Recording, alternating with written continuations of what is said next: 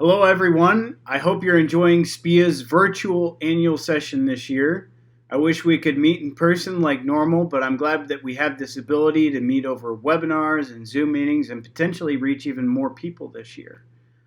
So, SPEA has put together a presentation over membership development this year. It was put together by myself, Timothy Nye, Diana Boudrum, Ans Kadri, and Natalie Newton. We're all regents for SPEA at the national level. So maybe you're a president or vice president, social media coordinator of your local chapter, and you're looking for ways to maybe make it more exciting, grow your chapter, get more people to come to your events. Well, this presentation has put together some ideas from across the country that local chapters have used and have worked really well.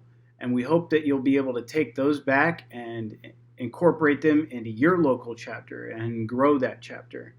SPEA is an exciting organization to be a part of, and we hope that you'll be able to grow that at the local level. It can mean great things for professional development, and we just hope that you enjoy this presentation. Maybe consider getting involved with SPEA at the national level. Hi everyone, my name is Natalie Newton. I am a current DS4 at the University of Colorado, and I currently serve as the Regent for Regency 5 with SPEA. Today I'm going to talk to you about starting a new chapter. So first of all, if you don't have a SPEA chapter at your school, but you're interested in becoming them, maybe consider becoming the liaison. You can look for other individuals who care about ethics, who you think are really professional in how they interact with other people, or who would be interested in leading these topics with you. You can also, included in those individuals, seek out faculty members that seem to be really ethical, or you go to them for the ethical issues you see coming up at school, and they kind of become a mentor for you. In addition to seeking out other individuals, the SPEA is a student version of, it's the Student for Professional and Ethics Association. The dentist version kind of SPEA is called the ACD. And there will be ACD members probably as faculty at your school, but then there's also some in your community. So that's another option you have, is to reach out to ACD members.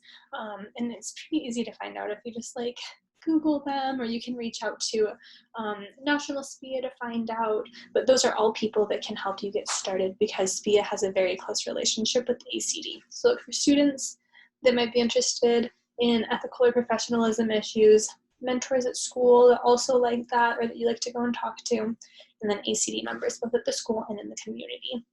And of course, there's lots of resources to get that, to get you in contact with them. So next point is, once you kind of find some people, hold an introductory meeting, just see who comes, talk about what SPEA is. You can reach out to national leaders first to find out what you can talk about, or just options, give you ideas, and just see if anyone's interested in doing some of these events regularly. I'll talk about that more with my own chapter on the next slide. So the next one, review and tailor SPEA constitution and bylaws. You can get that from national leaders again, but then you can just kind of build your own as far as what does SPEA mean for our school. Those are things you turn in when you become an official club on campus or at your school. You turn that into your school leaders. So you need to have something like that written down to become a real club or a new chapter. Plan an initial event. This would be different than the introductory meeting. That one is more just is anyone interested? Can anyone brainstorm? Maybe these are going to be our future SPEA board leaders. The planning the initial event, it could be a panel, it could be a breakfast club, just something where you can get people together and start talking about ethics. And then last point, which can really go on any of these, they're not in any particular order, reach out to your local SPEA regent. So I cover Colorado and just kind of going a little bit east of Colorado. There's different regents nationally that are there to help you out. So you can contact anyone from National SPEA, go to the website, figure out who your regent is, reach out to them, and then maybe we can figure out success, struggles, anything. So you guys feel like you're at least have some footing in starting your new chapter. So, next slide. Here it is. Okay. So some event ideas. You can just get together and discuss an ethical case. At my school, we call it Breakfast Club, or we're thinking of changing the name to Mugs and Morals. Basically, you can come up with your own. We have some on the SPEA website. We just talk about some ethical situation, and we just talk about it. Like, how could you have done this different? What is good? What is bad in this? What other information would be really helpful to know? What is unethical about this? Where is the gray line? Where could you see different people going different ways? And that's where it's really helpful to have faculty there, because then they can talk about their own experience in private practice in situations like this. And it's helpful. Another one's a book club discussing ethical issues. Again, really similar. I know last year annual, we were suggested some like books or videos that we could watch and then discuss like historical things, and just talk about things that are related to ethics. Here's another one, bring up ethical misconduct seen at the school, figure out how to prevent this. You can ask for people to submit anonymously things that they've seen or problems that they run into in clinic. It doesn't need to be a witch hunt. It just needs to be more of a like, I see this happens. What is unethical about this? What can we do better in the future and how can we change it? And then an expert panel. I know our school also did this. We did a do-it-yourself dentistry panel.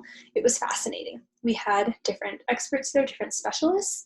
We talked about the good and the bad of do-it-yourself dentistry, from the good of like, yeah, we should educate our patients. I teach my patients all the time how to pull their teeth, said our oral surgeon. Whereas other people were saying, maybe it's not the best idea to do certain procedures on your own without radiographs. And so it kind of goes full spectrum. But that's definitely an option of things you can do. It was definitely interesting, and we were able to get funding, lots of stuff like that. So that's it for mine as far as starting a new chapter. As with everything you're learning in this whole video, please reach out to any of us, board members, national leaders. You can go through the website, figure out your ICD contact. We'd love to help you if you're interested in starting or growing your chapter.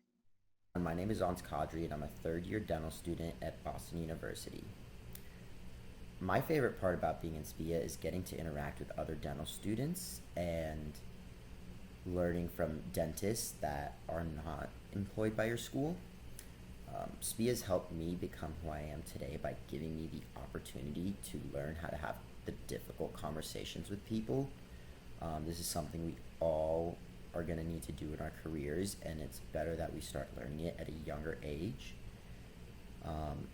Another thing that being an officer has taught me is how to break down an ethical situation into small pieces to where the decision becomes so simple and so obvious to you, when prior it was so hard and complex. And SPEA, what does SPEA mean to me? It means sort of a family that teaches you things that your professors do not have the opportunity to teach you. It's a family that talks to you about ethics and making the tough decisions. Doesn't matter how tough they are. You have to make certain decisions because that's the right thing to do. That's what SPEA means to me. It means being a better dentist, being a better person. Hi everyone, my name is Diana Vidram and I am a fourth-year dental student at the University of Toronto. I also currently serve as the Regent for SPEA's Regency 2, which is Canada.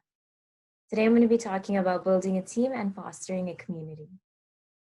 In order to build an effective team, it's super beneficial to ensure that officers have a designated role and understand their responsibilities. It can also be really helpful to have these responsibilities laid out in writing, and when you're planning upcoming events and initiatives, to ensure that every member understands what tasks they've been designated with and when those tasks need to be accomplished by. When you're starting off at the beginning of the year, especially with new members, it can also be nice just to organize some ice-breaking activities so that everyone can get to know one another a little bit better and become more comfortable before working together. A nice idea would be to try to highlight the efforts of hardworking individuals in your group, either by giving them a shout out at routine meetings or by posting monthly appreciation posts on social media, for instance. And on the contrary, for those individuals who might be struggling with their tasks and responsibilities, as a leader, you want to try to reach out to them, ask them what difficulties they might be having, and seeing how you can perhaps divide up the work between more individuals if it's too much for one person to handle. Now, moving on to fostering a community, I think it's super important to encourage the sharing of ideas in an open, non-judgmental environment.